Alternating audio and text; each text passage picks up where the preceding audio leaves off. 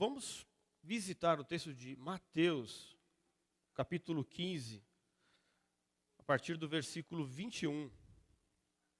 Mateus, capítulo 15, do versículo 21 ao 28. O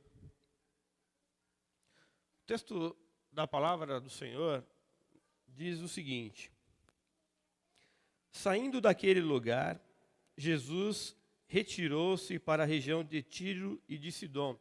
Aquele lugar aqui que o evangelista fala era a região de Genezaré, onde Jesus passou sobre as águas, encontrou um endemoniado, e aí teve uma discussão ali da tradição com os fariseus, e ele sai daquela região e vai passar na região que já está fora da Judéia, que é Tiro e Sidom. Tiro e Sidom é uma outra região, não pertence à Judéia, não tem povo de Israel lá. Então Jesus passou por essa região de Tiro e de Sidom. Versículo 22. Uma mulher cananeia, natural dali, veio a ele gritando: Senhor, filho de Davi, tem misericórdia de mim. Minha filha está endemoniada e está sofrendo muito. Mas Jesus não lhe respondeu palavra. Então, seus discípulos se aproximaram dele e pediram: manda embora, pois vem gritando atrás de nós. Jesus respondeu: eu fui enviado apenas às ovelhas perdidas de Israel. A mulher veio, adorou de joelhos e disse: Senhor, ajuda-me. E ele respondeu: não é certo tirar o pão dos filhos e lançá-lo aos cachorrinhos. Disse ela, porém: sim, Senhor, mas até os cachorrinhos comem das migalhas que caem da mesa dos seus donos. Jesus respondeu: mulher, grande é a sua fé, seja conforme você deseja.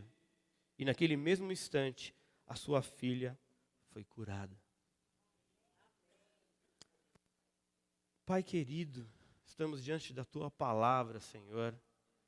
Obrigado, Deus, porque a tua palavra é santa e verdadeira. E a tua palavra enviada sobre nós nos transforma, nos cura, nos liberta, nos faz conforme a imagem de Cristo. Pedimos que neste momento o teu Espírito Santo traga a tua verdade às nossas mentes. Em nome de Jesus. Amém. A dificuldade da vida é algo praticamente próprio do ser humano. Todo aquele que nasce sabe que vai passar por dificuldade, ainda que não tenha consciência disso quando nasce. A primeira coisa que a gente começa a perceber quando crescemos é de que as coisas não acontecem do jeito que a gente gostaria. E às vezes, ou até na maioria delas, acontece o contrário.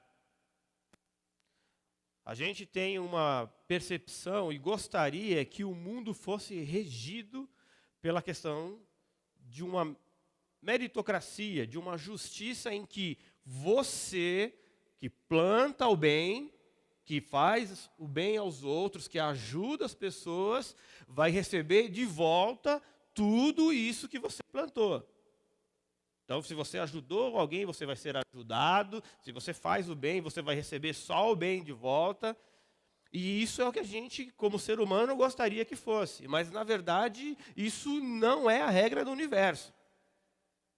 A regra do universo é de que as coisas boas acontecem a pessoas más, e as coisas más também acontecem às pessoas boas.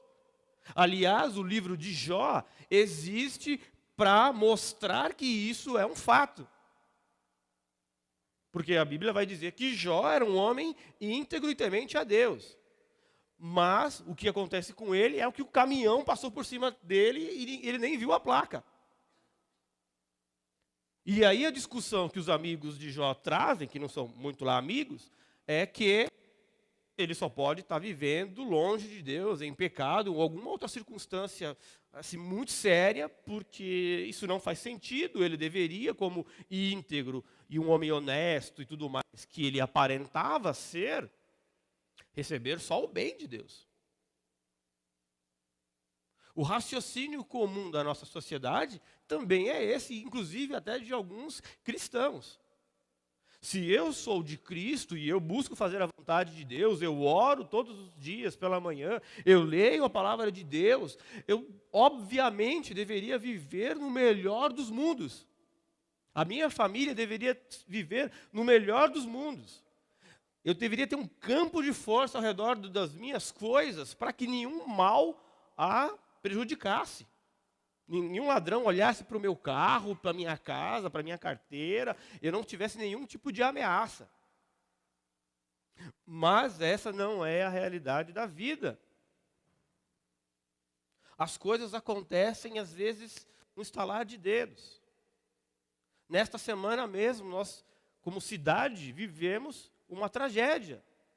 Um prédio que caiu, desmoronou, matando algumas dezenas de pessoas que não tinham para onde ir. Algumas delas, inclusive, tão vítimas, que mesmo estando num lugar ocupado, ainda pagavam um aluguel para uma terceira pessoa que ninguém sabe quem é até agora. Essas são situações da nossa vida, da vida humana. Às vezes a gente não vive situações tão dramáticas quanto estas, de perder um filho, uma tragédia, de perder um amigo, alguém que a gente gosta, de passar por anos a fio, sofrendo com uma doença incurável. Mas às vezes a gente vive.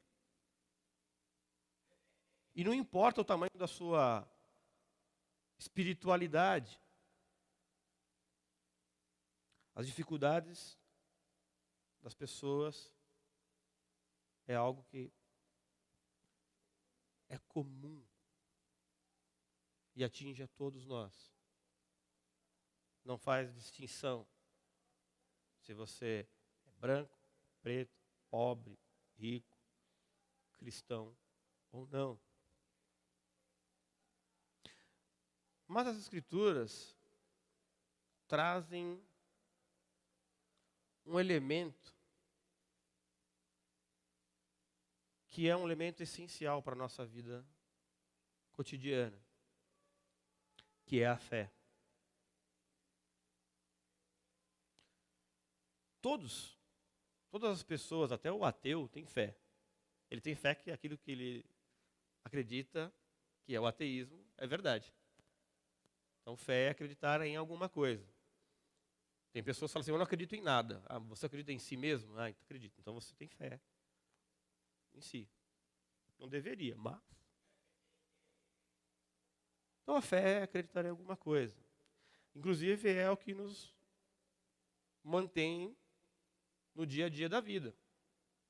Eu sei que você levantou hoje, pensou em vir para a igreja e adorar a Deus e ouvir uma palavra e ser abençoado, mas em algum momento aí, da hora que você levantou até agora, ou talvez daqui a pouco quando você sair, você já vai começar a fazer planos para o amanhã.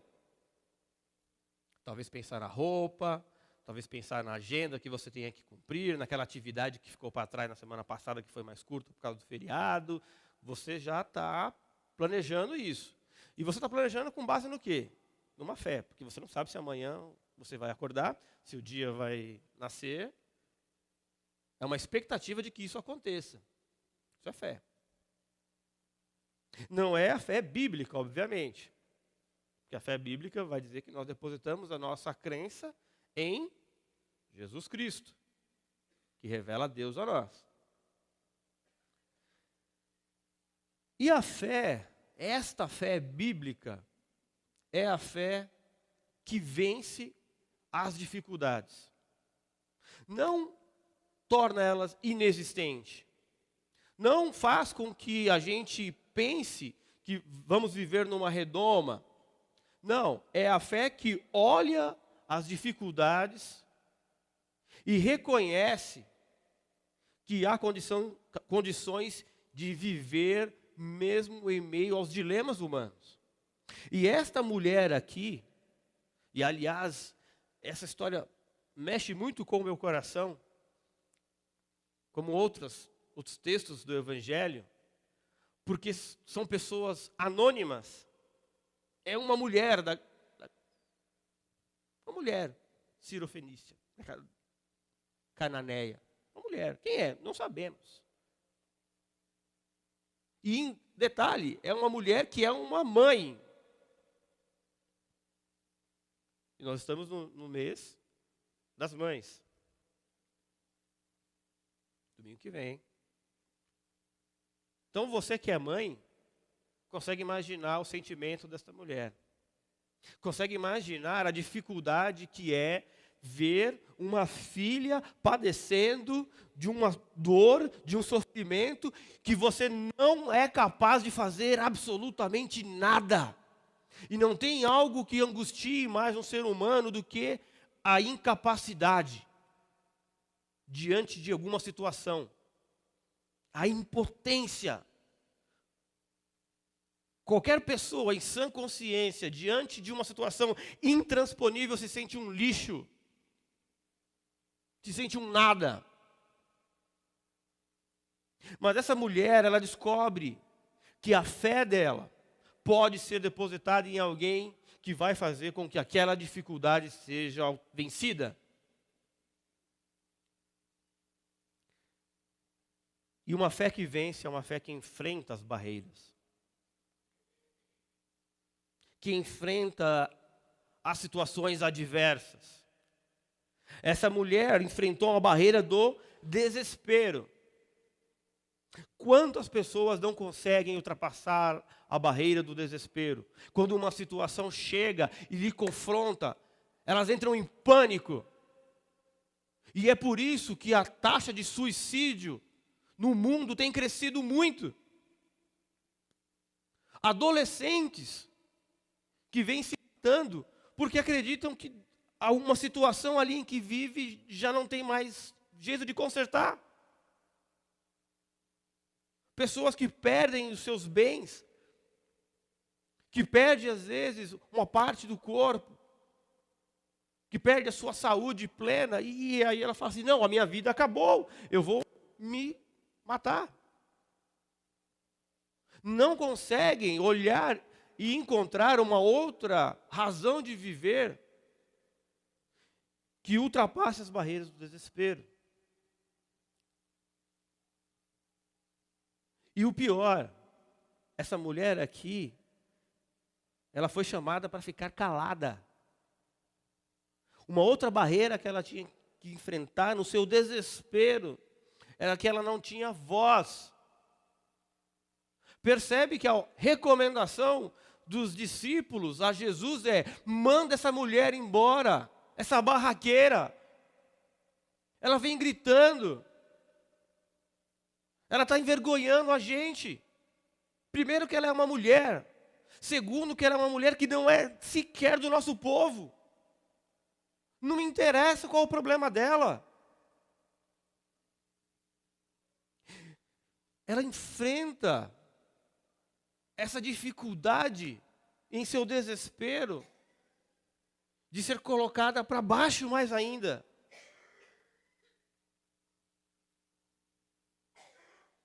Essa barreira do desespero para ela, angustiante, de não ser ninguém, de não ser sequer do povo a quem o Senhor Jesus pertencia. E detalhe, ela conhecia a história de Israel, porque ela chama Jesus pelo nome messiânico. E uma informação importante que os nossos textos em português perdem um pouco. Em geral, quando você lê no Novo Testamento a palavra Senhor, ela se refere a Jesus e é o mesmo conceito, o mesmo título para Deus no Antigo Testamento. Então essa mulher olhou para Jesus e entendeu que ele era o Messias, o Emanuel, o Deus conosco. Porque ela usa as duas expressões, Senhor e Filho de Davi. E ela pede misericórdia. Ela não pede justiça. Porque pela justiça, meus irmãos, todos nós não merecemos a graça de Deus. Mas é a misericórdia do Senhor que nos dá condições de vencermos as dificuldades da vida. E vencermos a barreira do desespero, de não termos voz. Não importa qual seja a voz. Pensa naquelas centenas de pessoas que estão agora amontoadas, vivendo de favor, dependendo de que um estranho vá lá e lhes dê comida, roupa, água, para tomar, banho. Pensa que você precisa totalmente de alguém. E quem foi, aliás, que ouviu a voz deles, das necessidades deles, de um lugar para morar? Porque eles moravam lá no centro de São Paulo, mas aquilo era uma das piores condições. Não tinham voz. No nosso caso, em geral, é um pouco menor, é um pouco melhor também. A gente reclama das nossas faltas de voz, às vezes, na questão de transporte cheio, a iluminação que falta, o posto de saúde que atende mal ou que não tem qualidade. Mas são todas situações, todas as barreiras, todas as dificuldades, todas as coisas que colocam cada vez a gente mais para baixo também, não é? Quem não está angustiado aqui em pensar em quem vai votar nesse ano? Eu falo assim, Jesus, isso não vai melhorar nunca. Eu não tenho voz, eu não sou representado por ninguém. Mas se a gente não enfrentar com fé a barreira do desespero, nós vamos cair num senso comum, numa vala comum, e nós vamos não nos parecer com Cristo. A esperança vai estar longe de nós. E essa mulher, essa mãe, nos mostra que a fé vence a barreira do desespero e da falta de voz. Porque nós clamamos ao Senhor de todas as coisas. A fé que vence é uma fé que vence a barreira da descrença. Porque quem poderia ajudar essa mulher nessa situação? Ninguém. Ninguém. A filha dela está possessa de um espírito maligno. E ninguém também queria dar atenção para ela. Pensa que ela vai pedir socorro para um estranho e para alguém cujo povo ela sabe que não vai com a cara do povo dela. É mais ou menos o que acontece hoje entre palestinos e judeus. Pensa, num judeu hoje, um israelense, e pedir socorro para um palestino. Porque o contrário é fácil, né? Toda a parte de estrutura, de dinheiro, de recursos, está nas mãos de Israel. Os palestinos, em geral, principalmente aqueles que vivem na faixa de Gaza, que você já deve ter ouvido esse local aí, algumas milhares de vezes no noticiário. A faixa de Gaza é o submundo do mundo. Então pensa, o judeu vai pedir ajuda a alguém que está no...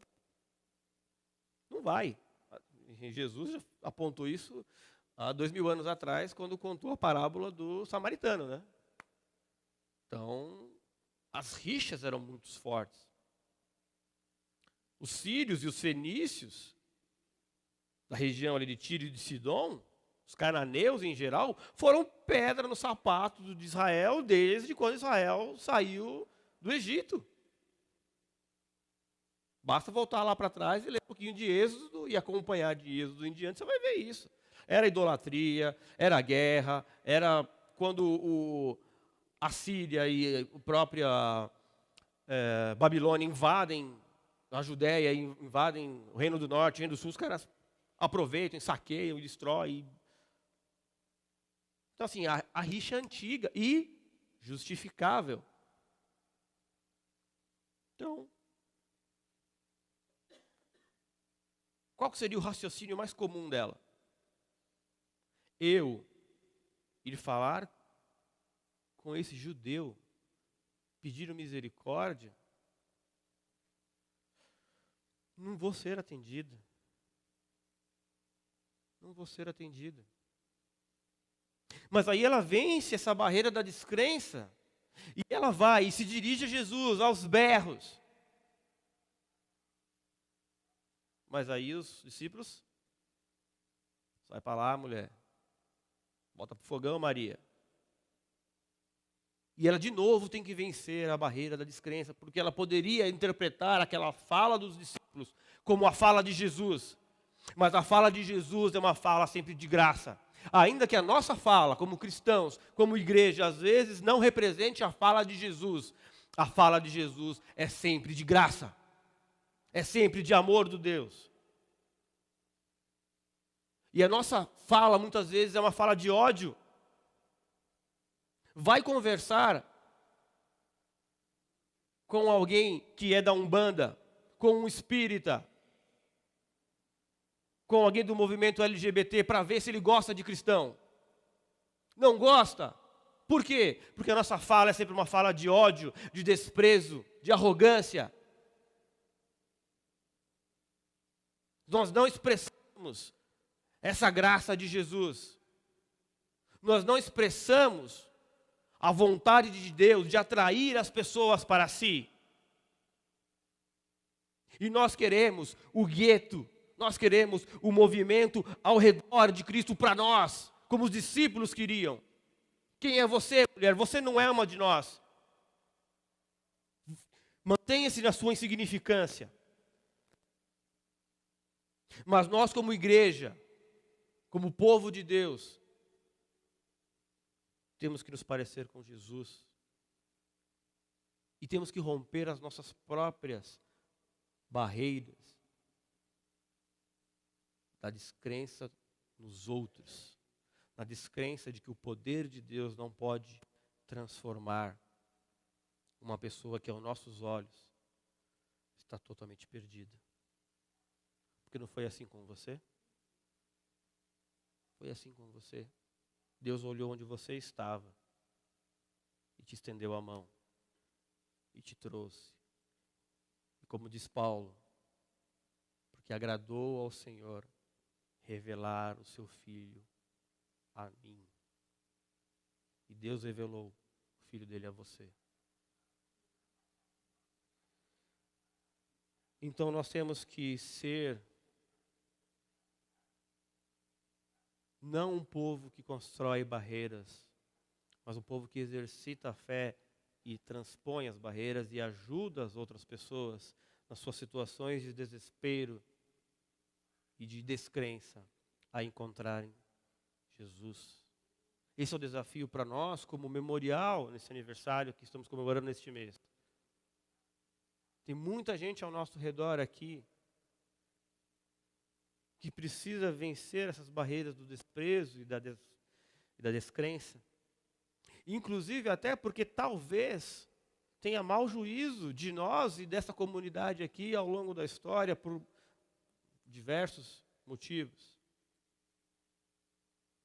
Então nós temos que reconhecer que talvez nós agimos como os discípulos aqui e afastamos em vez de atrairmos. Afastamos em vez de intercedermos. de pedirmos, Senhor, ouve essa mulher, olha a situação dela. Temos que ser aqueles que vivem pela fé, que exercitam a fé, que vencem pela fé e levam os outros a vencer as suas barreiras de desespero e de descrença também pela fé em Cristo Jesus. A fé que vence também é uma fé que ousa. É uma fé que ousa a se humilhar. Essa mulher, ela se humilha. Ela se humilha diante do Senhor. E humilhar-se é uma coisa muito difícil para o ser humano, que inclusive lá no Éden pecou querendo ser Deus. Humilhar-se é muito difícil porque os nossos egos são convidados a serem egos absolutos. Por que há brigas entre nós, seres humanos? Porque a minha vontade não é feita. Então, você tem uma vontade, eu tenho uma vontade, complicou. Então, por que a maior dificuldade, né? Atenção os marinheiros que vão casar aí, né? A maior dificuldade é viver a vida de casado, né? Eu não sou novo casado, mas tem gente muito mais experiente que eu, mas eu já vou dar meu espetáculo aqui. A dificuldade é o quê? Porque um belo de um dia você descobre que você ama a pessoa, né? A menina, o menino, e é lindo, ele é linda, vamos casar. Aí você vai morar embaixo da mesma casa. Então aí tem os pormenores. Que é, até então você era autônomo, né? Mesmo com sua mãe brigando para você fazer algumas coisas, não importa se é menino ou se é menina aqui, os dois são iguais. Você, né, é mãe, né? Mãe é mãe, né? Então, tipo, mãe, quebra esse galho para mim, não sei o quê. Pô, mãe, não deu para lavar a louça hoje, eu esqueci, eu estava cansado, trabalhei muito.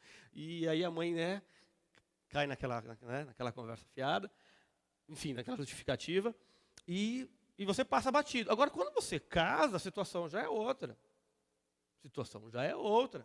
Porque são duas pessoas e a mulher ou o marido do outro lado também tem os seus argumentos, a sua razão. Né? Até um colega num trabalho meu uma vez perguntou para mim qual que é a coisa mais...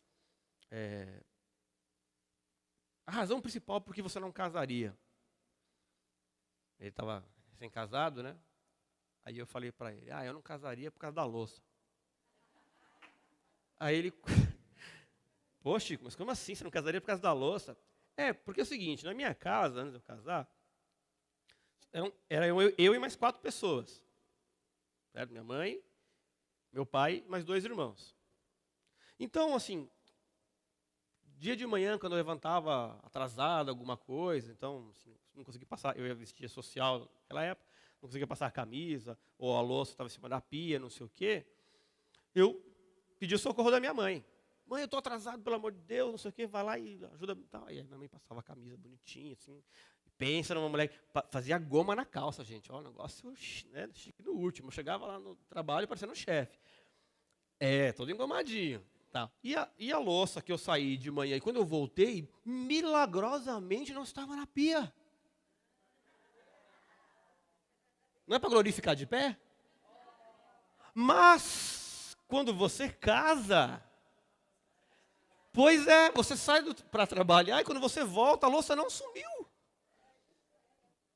A roupa que você precisava passar e lavar, continua esperando você. Então, esses elementos da vida cotidiana da gente, fazem com que a gente entre em conflitos. Porque, poxa, meu amor, você não fez nada hoje, você não lavou a louça. Eu trabalhei o dia inteiro. E aí a gente começa com as maiores. E aí os conflitos começam. Porque a gente quer que a nossa vontade seja feita. Por isso, uma outra dica aí, aos adolescentes, o pessoal que vai começar a namorar aí. Quando o rapaz chegar para você, falar assim, amor, o que você quer? Sorvete de baunilha ou sorvete de morango? Você fala, ai meu bem, eu te amo tanto, pode escolher. Não, escolha. Escolha. Porque do sorvete vai passando para outras coisas. E você vai deixando a sua vontade, o seu desejo, os seus pensamentos de lado. Então, não, eu não gosto de baunilha. Você deveria saber, se não seja informado. Eu vou optar pelo morango.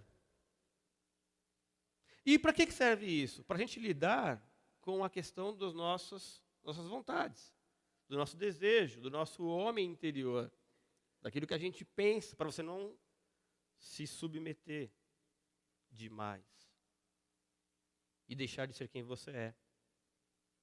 Mas, num relacionamento,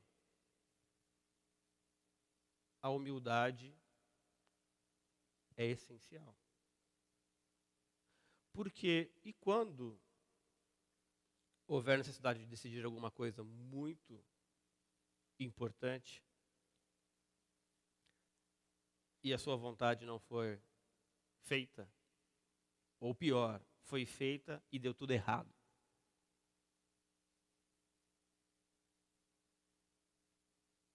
E o que acontece no nosso movimento cristão, na nossa vida cristã, na nossa vida como comunidade, em relação à humildade e à vontade de Deus? A mesma coisa. Porque eu acho que, na verdade, essa parede aqui deveria ser uma metade preta e outra metade branca. Porque lembram cores santas, que são as cores do Corinthians. Aí o outro vai achar, não, aqui tinha que ser azul, e aqui tinha que ser, sei lá, verde. No verde não, que verde não, verde não pode, amarelo, entendeu? E aí começam. Quer ver uma coisa onde você percebe a humildade assim fluindo na igreja? Assembleia. A assembleia é aquela... Você vê a humildade, a espiritualidade dos irmãos. Só perde para jogo de futebol de crente. Jogo de futebol de crente é pior. Né? E tudo pelo nome de Jesus. Mas uma fé que ousa, ela ousa se humilhar, a não ser lembrado. Porque aqui a gente tem orado agora pelos irmãos que fazem aniversário, e de repente a gente esqueceu de alguém. A igreja não lembra de mim. A igreja não lembra de mim. Eu fiquei doente, não recebi uma ligação, nem um WhatsApp. Não me ligaram nem a cobrar. Podia ligar a cobrar, pelo menos. Mandar uma carta. Nossa, eu não vim domingo passado, nem lembraram. Aliás, faz um mês que eu não vejo ninguém nem. Ah, porque eu dei uma ideia, nem me ouviram. Liderança dessa igreja não quer saber de nada. E aí a humildade deixa de existir, e a nossa fé com isso não consegue ultrapassar, não consegue avançar, a nossa vida cristã fica emperrada. Mas uma fé que ousa, ela ousa se humilhar. Ela ousa enfrentar a maior dificuldade, que é o meu ego, a minha vontade não deve prevalecer. Inclusive na minha própria vida. Porque se você, ao colocar o seu joelho no chão e orar, não encontra dificuldade em expor os seus planos diante de Deus, desculpa, viu? Você precisa mudar a sua oração. Você precisa mudar a sua oração, porque provavelmente o teu coração está conduzindo você. E como a gente ouviu recentemente, o teu coração é enganoso.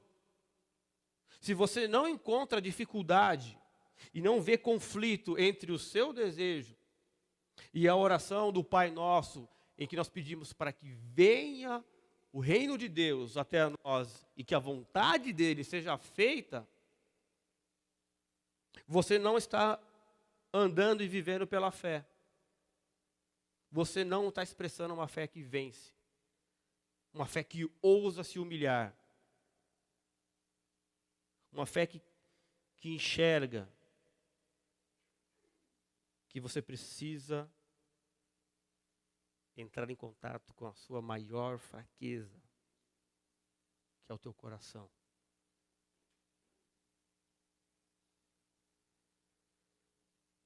E uma fé que ousa se humilhar vai dizer e vai entender aquilo que Jesus diz: sem mim, nada podeis fazer. Mas a gente tem um plano, Senhor, excelente. Olha isso aqui, se o Senhor fizer isso aqui, entendeu? Eu acho mesmo, que se a gente fizesse um negócio diferente aqui na igreja, a gente ia bombar, a gente ia lotar. Eu vi aqui umas igrejas aqui para cima aqui, Senhor, que eu vi lá com o pessoal no sábado à noite, os caras põem umas luzes negras na igreja, e putz, assim, rolando, e os jovens chegando. Acho que isso aí, Deus, que a nossa igreja deve fazer isso. Senhor, eu acho que... Não, espera um pouquinho. Abaixa a bola. Se humilha. Senhor, faça a tua vontade. Eu ouso me humilhar diante do Senhor e dizer assim: Senhor, faça a tua vontade. Eu vou clamar para o Senhor fazer a tua vontade. Igual essa mulher. Eu vou sair berrando. Uma hora Ele vai me atender. Uma hora Ele vai olhar para mim. Porque eu sei que Ele é misericordioso, eu sei que Ele é bom. Eu sei que Ele cuida de mim. Por isso que eu me humilho. Eu me humilho porque eu sei que sem Ele eu não posso fazer nada. Eu me humilho porque eu sei que o meu coração é corrupto. Eu me humilho porque eu sei que os meus planos, por mais bem elaborados que sejam, por melhores ideias que concebam, eles são carnais, são humanos, são pó. Mas os planos do Senhor são eternos. Então eu me humilho e tenho prazer nisso. Tenho prazer em enxergar que eu preciso dEle e tenho que viver para Ele. E sem Ele eu nada posso fazer. Uma fé que vence também é uma fé que ousa se entregar por isso. Entregar-se é dispor a vontade de si mesmo para outra pessoa.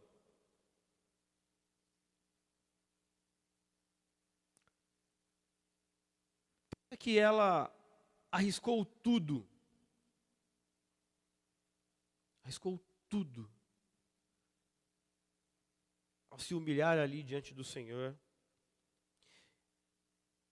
E se dispor à vontade de Jesus. Inclusive de ouvir um não.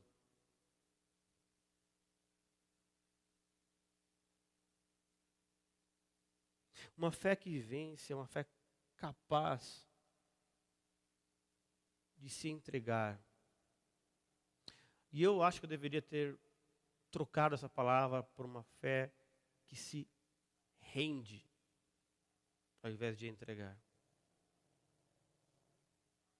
Se rende. Porque dentro de você, meu irmão e minha irmã, tem alguém se debatendo.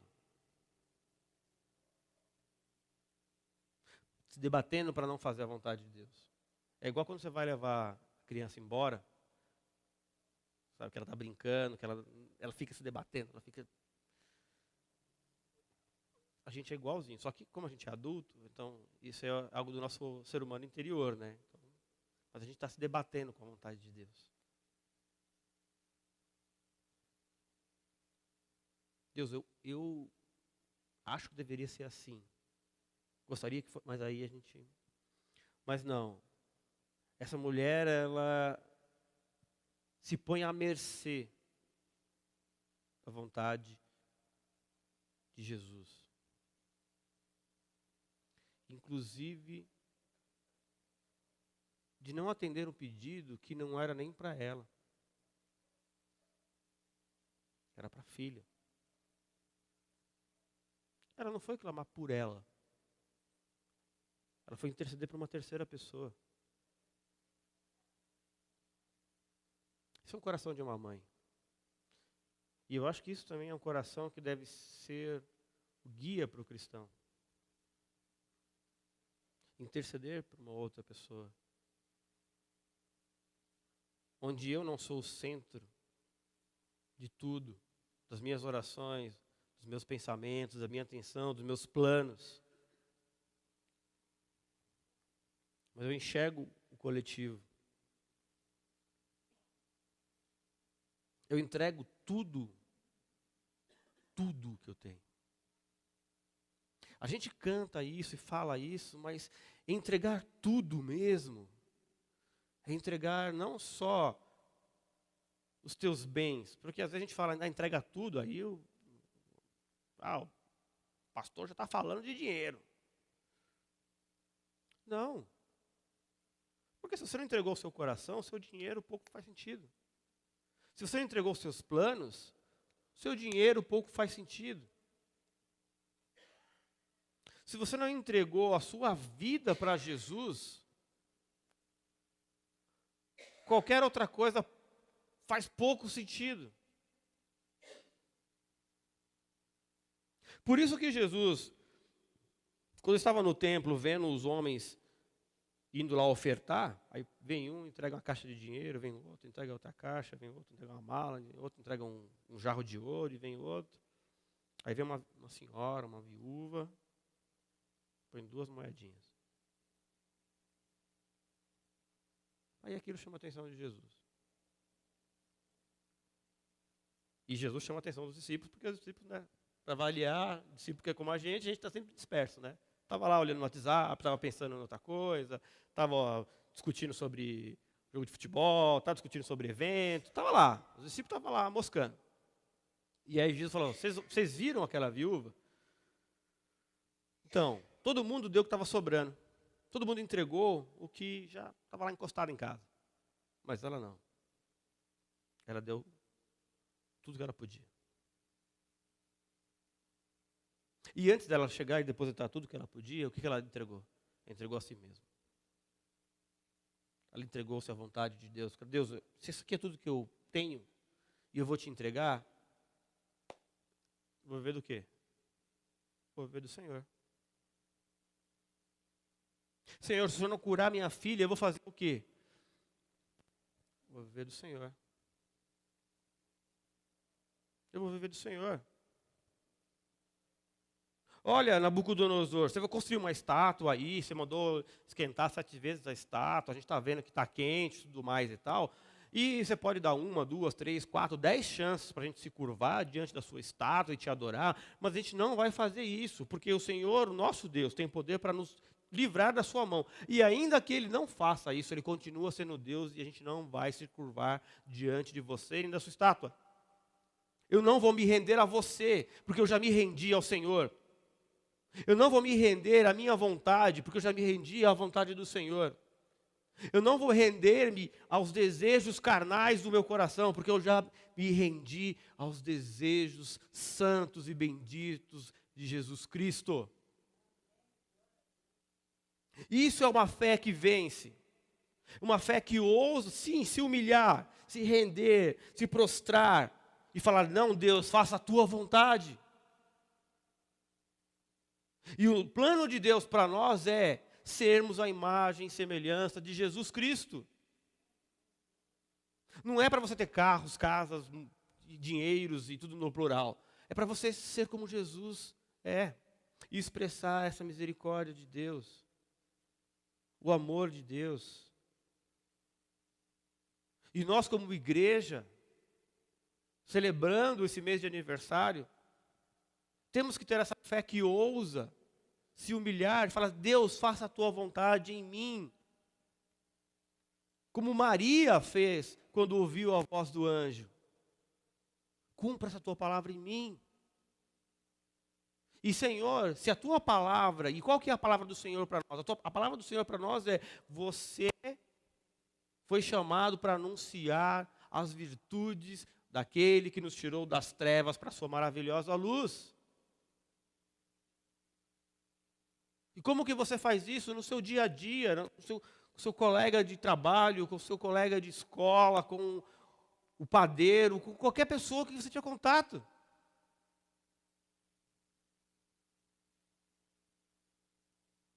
Isso é o que nós devemos fazer. E, mas eu não tenho estudo, eu não tenho técnica. Você vai falar daquilo que o Senhor está fazendo na tua vida. Você vai falar de como você foi um dia, liberto pelo sangue de Jesus. E como que daquele dia em diante, você nunca mais foi a mesma pessoa? E como que daquele dia em diante, você tem vivido uma fé que tem vencido as barreiras do desprezo, as barreiras da desgraça, que tem ousado se humilhar, às vezes até se humilhar diante de uma outra pessoa, dando a face àquele que te feriu. Uma fé que ousa entregar tudo que tem nas mãos do Senhor. E só essa fé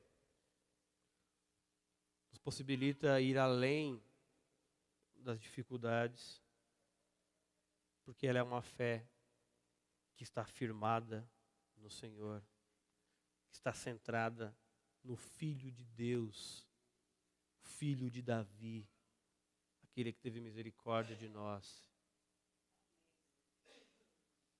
Ainda que todos diziam, esse é pau que nasce torto, nunca se endireita. O Senhor Jesus teve misericórdia de mim. Ainda que diziam, isso aí não vai dar nada na vida, isso é um traste. O Senhor Jesus teve misericórdia de mim. Ainda que diziam, nossa, isso aí é um bom moço, que maravilha de gente, não precisa de nada mais. O Senhor Jesus teve misericórdia de mim, de minha arrogância. O Senhor Jesus é cheio de misericórdia. E que a gente viva nessa fé, o Filho de Deus.